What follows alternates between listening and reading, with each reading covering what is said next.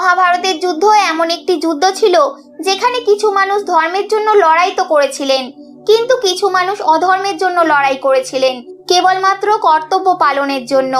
কিন্তু আপনারা কি জানেন, মহাত্মা বিদুর এতটাই বুদ্ধিমান ছিলেন যে একবার যদি ইনি বলতে শুরু করতেন তাহলে সেখানে উপস্থিত সকলেই তাকে শ্রীকৃষ্ণের সমানই মান্যতা দিতেন, শ্রীকৃষ্ণের সমানই শ্রদ্ধা করতেন তাকে। শ্রীকৃষ্ণ যখন কথা বলতেন তখন সমস্ত মানুষ মুখ বন্ধ করে শুধুমাত্র তার কথাই শুনতেন এবং বুঝতেন। ঠিক সেরকমই মহাত্মা বিদুর যখন কোনো কিছু বলতেন তখনও একই ঘটনা ঘটতো। মানা হয় যে মহাত্মা বিদুর এতটাই শক্তিশালী ছিলেন যে উনি যদি এই যুদ্ধে লড়াই করতেন তাহলে এক পলে এই যুদ্ধ সমাপ্ত করতে পারতেন। কিন্তু মহাত্মা বিদুর কার পক্ষে হয়ে যুদ্ধ করতেন? অবশ্যই কৌরবদের পক্ষে। কিন্তু এখানে প্রশ্ন ওঠে, তিনি কেন এই যুদ্ধে অংশ নিলেন না? কেমন করেই বা তিনি এত শক্তিশালী এবং বুদ্ধিমান হয়েছিলেন? কেন মহাত্মা বিদুরকে যমরাজের অবতার বলা হয়? আসলে অনেকদিন আগে এক মহান রাজা ছিলেন, তার সভাতে একদিন ঋষি মান্ডব্যকে নিয়ে আসা হয়েছিল। পাহারাদাররা বলল এনার উপরে চুরির অভিযোগ আছে, আর ওই রাজাও বিবেচনা না করেই ঋষি মান্ডব্যকে মৃত্যুদণ্ড দিয়ে দিলেন। তারপর পাহারাদাররা তাকে নিয়ে গিয়ে শুলে চড়িয়ে দিলেন। অনেক সময় পর্যন্ত ঋষি মান্ডব্য শুলে থাকার পরেও তার প্রাণ ত্যাগ হলো না। যখন একথা রাজার কানে গেল তখন রাজা আফসোস করতে শুরু করলেন যে শুলে চড়ানোর পরেও ঋষি মান্ডব্যের মৃত্যু কেন হলো না। তখনকার সমাজ আজকালকার সমাজের মতন ছিল না। তখনকার দিনে যে সত্যি খারাপ থাকতো তার সাথেই খারাপ হতো, আর ঋষি মান্ডব্যের কোনো দোষ না থাকার জন্য তার মৃত্যুও হয়নি। এটা দেখে রাজাও বুঝতে পারলেন তিনি কত বড় ভুল করে ফেলেছেন। তিনি তৎক্ষণাৎ ঋষিকে শুল থেকে নামানোর আদেশ দিলেন এবং তার কাছে গিয়ে ক্ষমা চাইলেন। তারপর কিছু ধন দক্ষিণা দিয়ে তাকে বিদায় জানালেন। কিন্তু এত কিছু হওয়ার কারণে ঋষি মান্ডব্যের মন ভালো ছিল না, আর তিনি স্বইচ্ছায় দেহত্যাগ করলেন।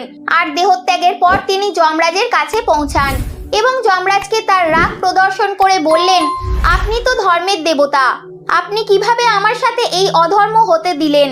আপনি তো দেখছিলেন যে আমার কোনো দোষ ছিল না, তার সত্ত্বেও আমাকে সবার সামনে অপমান করে শুলে চড়ানো হলো। তখন আপনার ন্যায় কোথায় ছিল?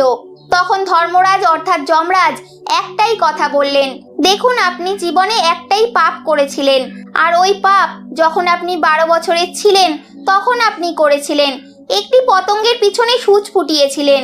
এ কথা শুনে ঋষি মান্ডব্য অনেক রেগে গেলেন আর বললেন, 12 বছর বয়সে পতঙ্গের পিছনে সূচ ফুটিয়েছিলাম বলে আপনি আমাকে শুলে চড়ালেন?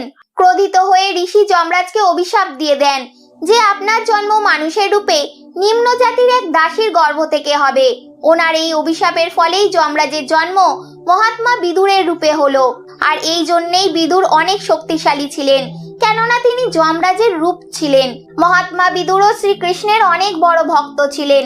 একবার শ্রীকৃষ্ণ প্রসন্ন হয়ে মহাত্মা বিদুরকে একটি ধনুক বরদান হিসেবে দিয়েছিলেন, আর এই ধনুক এতটাই শক্তিশালী ছিল যে কেবল একটা প্রহারেই সেটা লাখ লাখ মানুষকে মেরে ফেলতে পারত।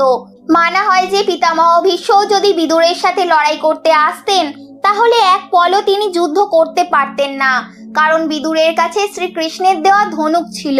যখন মহাভারতের যুদ্ধ শুরু হতে যাচ্ছিল তখন মহাত্মা বিদুর ধৃতরাষ্ট্রকে অনেক বুঝিয়েছিলেন যে আপনার এই পুত্র দুর্যোধন আপনার বংশের অন্ত করে দেবে, ভালো চাইলে এখনই এই পুত্রকে আপনি ত্যাগ করুন। কিন্তু ধৃতরাষ্ট্র একথা শোনেননি। কিন্তু একথা শুনে দুর্যোধন খুবই রেগে যায় এবং মহাত্মা বিদুরকে সভাবর্তী মানুষের সামনে অনেক খারাপ খারাপ কথা শোনাতে থাকেন এবং অপমান করতে থাকেন। এই ঘটনায় মহাত্মা বিদুরও অনেক রেগে যান, আর তখনই শ্রীকৃষ্ণের দেওয়া নিজের ধনুক ভেঙে ফেলেন এবং যুদ্ধে না যাওয়ার প্রতিজ্ঞা নিয়ে নেন। কিন্তু মহাত্মা বিদুরের মৃত্যু কিভাবে হয়েছিল? মহাভারতের যুদ্ধ শেষ হওয়ার পর ধৃতরাষ্ট্র, গান্ধারী এবং মহাত্মা বিদুর বনবাসে গিয়ে একটি কুটিরে তপস্যা করছিলেন। ওনাদের সাথে দেখা করতে পাণ্ডবরা ওই কুটিরে পৌঁছান এবং ঠিক তখনই ধৃতরাষ্ট্র এবং গান্ধারীর তপস্যা ভঙ্গ হয়। আর যুধিষ্ঠির মহাত্মা বিদুরকে না দেখতে পেয়ে তার সম্বন্ধে জিজ্ঞাসা করলেন, কিন্তু ধৃতরাষ্ট্র বললেন মহাত্মা বিদুর ঘোর তপস্যায় মগ্ন আছেন, কিন্তু তিনি তপস্যা থেকে জেগে গিয়েছিলেন। এবং যুধিষ্ঠির পেছন ঘুরতেই দেখলেন মহাত্মা বিদুর আসছেন।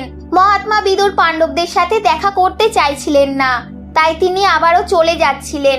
তখন যুধিষ্ঠির দৌড়ে তার পেছনে গেলেন। মহাত্মা বিদুরও অনেক জোরে এগিয়ে যাচ্ছিলেন এবং শেষে একটি গাছের নিচে দাঁড়ালেন এবং স্ব ইচ্ছায় নিজের প্রাণ ত্যাগ করলেন। আর এইভাবেই মহাত্মা বিদুরের মৃত্যু হয়েছিল।